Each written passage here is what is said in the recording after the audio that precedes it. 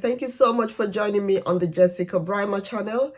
I'd like to share these important developments with you today. Amnesty International have come up with a report against the Nigerian army, a well-documented report against the Nigerian army and the evil they're perpetrating in IDP camps, internally displaced persons camps, how children are being raped and mothers are being raped and people are being starved to death.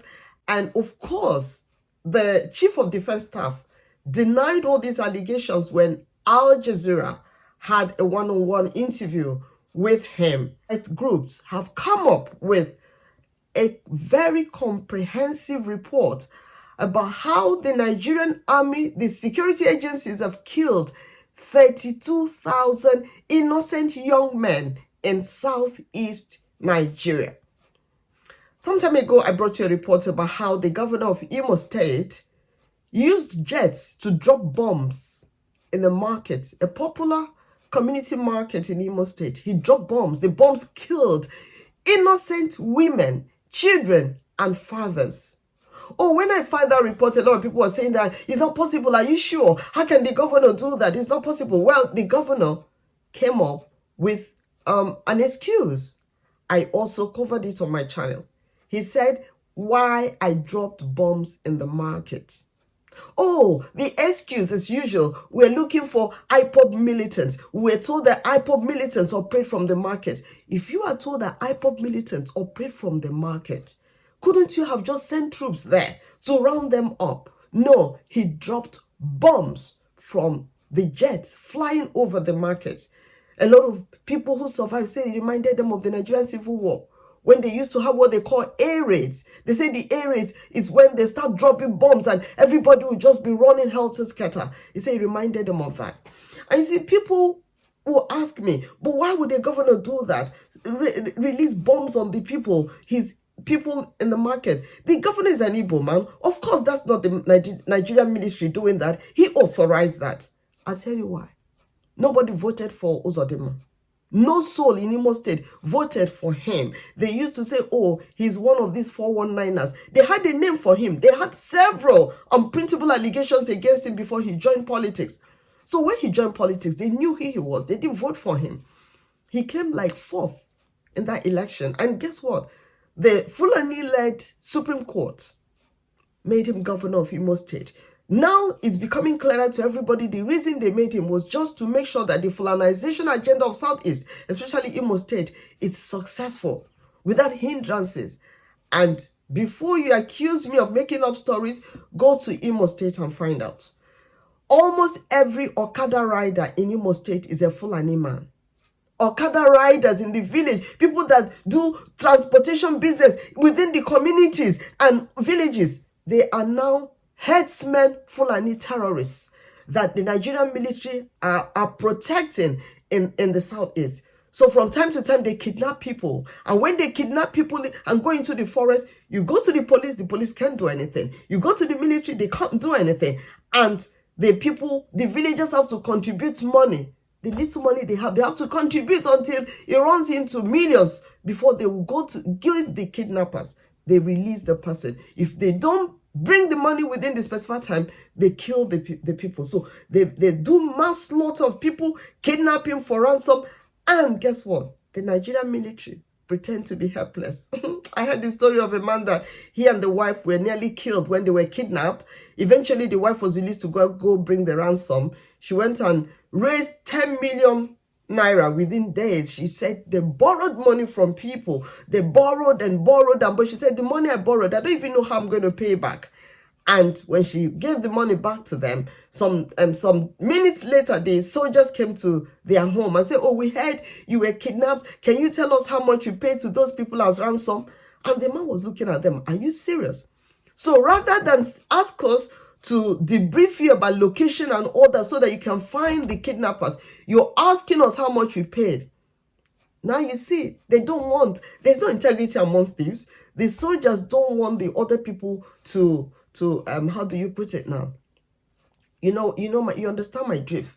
They know that the people might lie to them that if they were paid 10 million, they might lie that they were paid 5 million.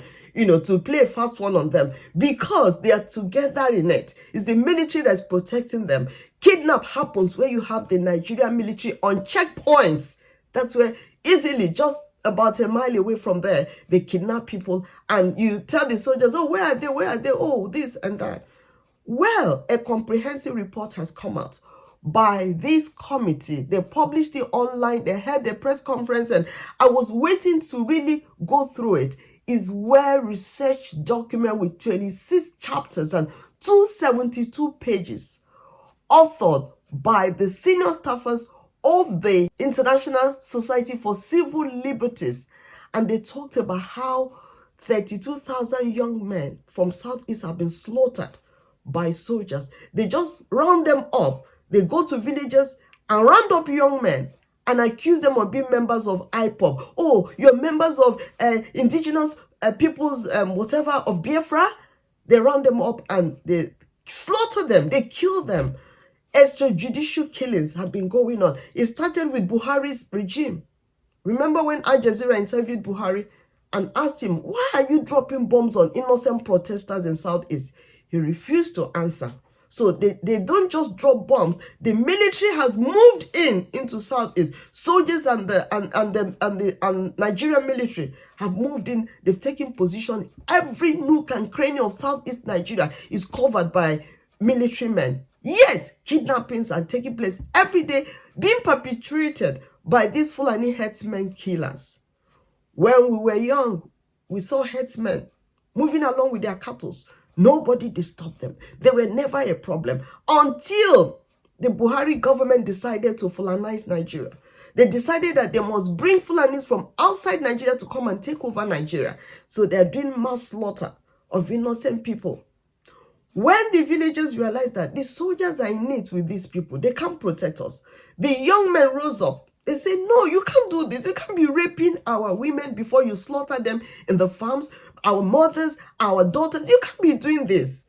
They rose up. Immediately they rose up to resist the Fulani killings. The Nigerian military decided that they must slaughter as much as they can.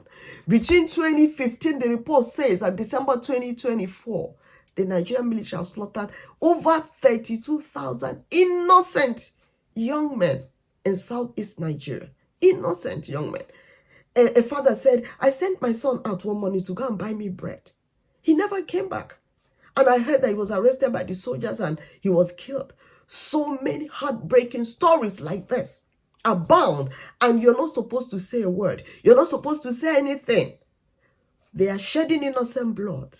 Like I say to people, I believe the word of God. Innocent blood always cries out for vengeance. And the perpetrators, the soldiers who are aiding and abetting, and these Fulani killers, they will reap what they are sowing. Blood, shedding of innocent blood will never depart from their generation. That's what they have sown. They're going to reap it. They think they will get away with it. They won't get away with it. A Nigerian military made up of so-called repentant Boko Haram members. How can Boko Haram be repentant? They are the people who used to kill and burn homes, or they say they repented. Buhari enlisted them into the Nigerian army. They are the foot soldiers in Southeast Nigeria protecting the Fulani herdsmen, and you're not supposed to talk. It will never be well with them. It will never be well with these soldiers, with these leaders. It will never be well.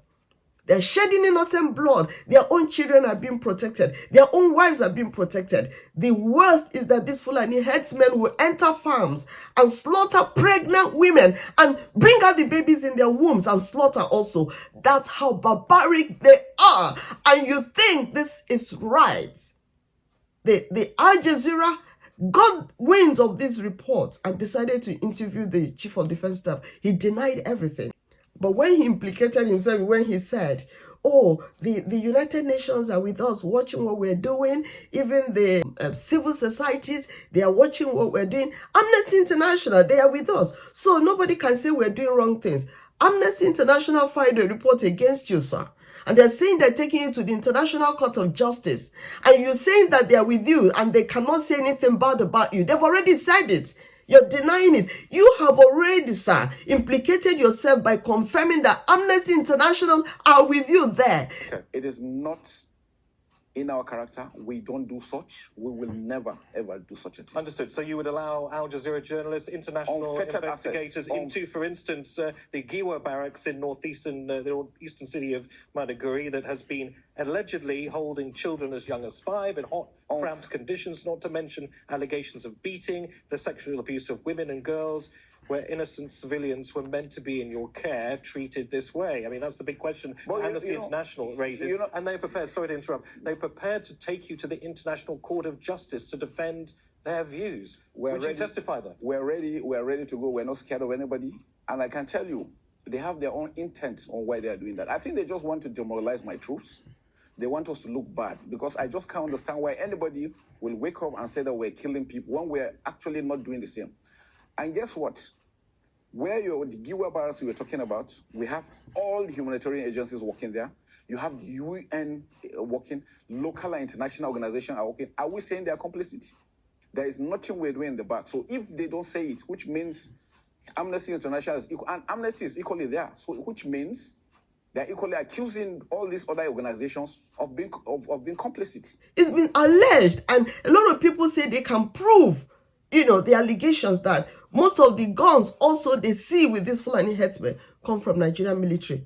Have you forgotten the story of the kidnappers, the herdsmen kidnappers that were confessing? He said the guns we get are from the government. Government is the one arming us. Some say, when we stay in the bush, helicopters will be dropping guns for us and we'll be picking the guns. Who is flying the helicopters that are dropping guns for you? The young man was saying, I don't know. They just drop guns. Enough is enough. Yes, the Nigerian military must go into the ICJ, International Court of Justice. They must go there. And I thank God that Donald Trump is back. We must get our matter to Trump to listen to us, because the genocide going on in Southeast Nigeria is too much. It's too much. 32,000 innocent young men, just because they did say what these people are doing to us is wrong. No, you're not supposed to talk. Thank you so much for sharing this time with me. I'm going to continue the details of the series. You can Google it to get the details. Say, Nigeria, ocean of innocent blood flowing in the east. It's graphic, it's shocking. It's a chilling account of Nigerian military and security forces, police crack squad sent to Southeast Nigeria to finish up all the young men that dare resist the invasion, the violent invasion of Fulani killers, terrorists into Southeast Nigeria. It's heartbreaking. It is heartbreaking. Thank you so much for stopping by. It's the Jessica Brahma channel. Click like. Click that like button so that more people will see this video. Thank you.